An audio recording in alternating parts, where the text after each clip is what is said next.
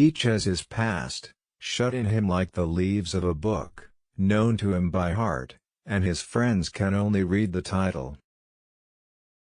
Never pretend that the things you haven't got are not worth having. Nothing is so strange when one is in love, and what was this, except being in love, as the complete indifference of other people? I was always going to the bookcase for another sip of the divine specific. Better was it to go unknown, and leave behind you an arch, than to burn like a meteor, and leave no dust. And the poem, I think, is only your voice speaking. Beauty was not everything. Beauty had this penalty: it came too readily, came too completely. It stilled life, froze it. Friendships, even the best of them, are frail things. One drifts apart. Who shall measure the heat and violence of a poet's heart, when caught entangled in a woman's body? I need not hate any man, he cannot hurt me. I need not flatter any man, he has nothing to give me. Just in case you ever foolishly forget, I'm never not thinking of you. I see you everywhere, in the stars, in the river. To me, you're everything that exists, the reality of everything. All the lives we ever lived, and all the lives to be, are full of trees and changing leaves. I want to write a novel about silence, he said. The things people don't say. It is far harder to kill a phantom than a reality. I really don't advise a woman who wants to have things her own way to get married. To love makes one solitary. Fiction is like a spider's web, attached ever so lightly perhaps, but still attached to life, at all four corners. Often on a wet day, I begin counting up what I've read, and what I haven't read. She thought there were no gods, no one was to blame, and so she evolved this atheist's religion of doing good, for the sake of goodness. It is in our idleness, in our dreams, that the submerged truth sometimes makes its way to the surface. He smiled the most exquisite smile, veiled by memory, tinged by dreams. Arrange whatever pieces comes in your way. I am made and remade continually. Different people draw different words from me. Really, I don't like human nature. Unless all candied over with art. As long as she thinks of a man, nobody objects to a woman thinking. They went in and out of each other's minds, without any effort. The beauty of the world has two edges, one of laughter, one of anguish, cutting the heart asunder. It might be possible that the world itself is without meaning. So long as you write what you wish to write, that is all that matters, and whether it matters for ages, or only for hours, nobody can say. What does the brain matter, compared with the heart? I don't believe in aging. I believe in forever altering one's aspect to the sun. Blame it, or praise it, there is no denying the wild horse in us. He thought her beautiful, believed her impeccably wise, dreamed of her, wrote poems to her, which, ignoring the subject, she corrected in red ink.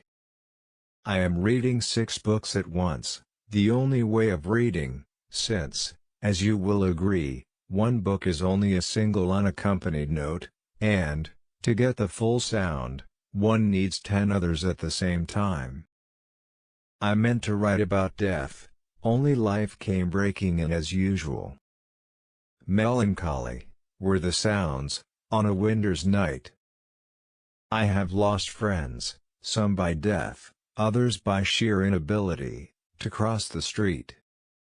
All extremes of feelings are allied with madness. A woman must have money, and a room of her own, if she is to write fiction. The truth is, I often like women. I like their unconventionality. I like their completeness. I like their anonymity. I thought how unpleasant it is to be locked out, and I thought how it is worse, perhaps, to be locked in. I am rooted. But I flow. Women have served all these centuries, as looking glasses possessing the magic, and delicious power of reflecting the figure of man, at twice its natural size. Second-hand books are wild books, homeless books. They have come together, in vast flocks of variegated feather, and have a charm, which the domesticated volumes of the library lack. Orlando naturally loved solitary places, vast views, and to feel himself forever, and ever alone. Love, the poet said, is woman's whole existence. There was a star, riding through clouds one night, and I said to the star, "Consume me." Nothing thicker than a knife's blade separates happiness from melancholy. No need to hurry. No need to sparkle. No need to be anybody but oneself. Growing up is losing some illusions in order to acquire others. The eyes of others are prisons, their thoughts are cages. When you consider things like the stars, our affairs don't seem to matter very much, do they? I can only note that the past is beautiful, because one never realizes an emotion at the time. It expands later, and thus, we don't have complete emotions about the present, only about the past. As a woman, I have no country. As a woman, I want no country. As a woman, my country is the whole world. Writing is like sex. First, you do it for love, then, you do it for your friends, and then, you do it for money. If you do not tell the truth about yourself, you cannot tell it about other people. One cannot think well, love well, sleep well, if one has not dined well. Books are the mirrors of the soul. Lock up your libraries, if you like, but there is no gate, no lock, no bolt, that you can set upon the freedom of my mind. You cannot find peace by avoiding life. Life, stand still here.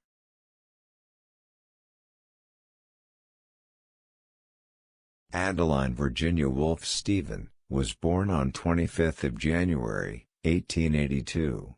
She was an English writer, considered one of the most important modernist, 20th-century authors, and a pioneer in the use of stream of consciousness as a narrative device. Woolf was also considered to be one of the more important 20th-century novelists. During the interwar period, Woolf was an important part of London's literary and artistic society.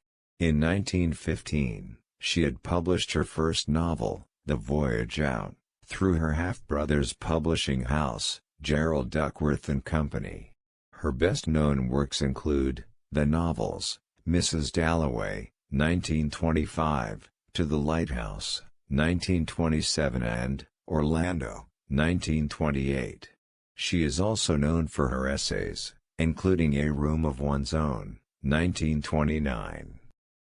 Virginia Woolf is known for her contributions to 20th-century literature, and her essays, as well as the influence she has had on literary, particularly feminist criticism. A number of authors have stated that their work was influenced by her, including Margaret Atwood, Michael Cunningham, Gabriel Garcia Marquez, and Toni Morrison. Woolf became one of the central subjects of the 1970s movement of feminist criticism, and her works have since attracted much attention and widespread commentary for inspiring feminism. Her works have been translated into more than 50 languages. A large body of literature is dedicated to her life and work, and she has been the subject of plays, novels, and films. Woolf is commemorated today by statues, societies dedicated to her work, and a building at the University of London. Throughout her life, Woolf was troubled by mental illness.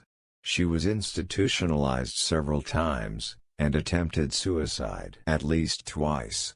According to Dulcimer, 2004, her illness was characterized by symptoms that would today be diagnosed as bipolar disorder, for which there was no effective treatment during her lifetime.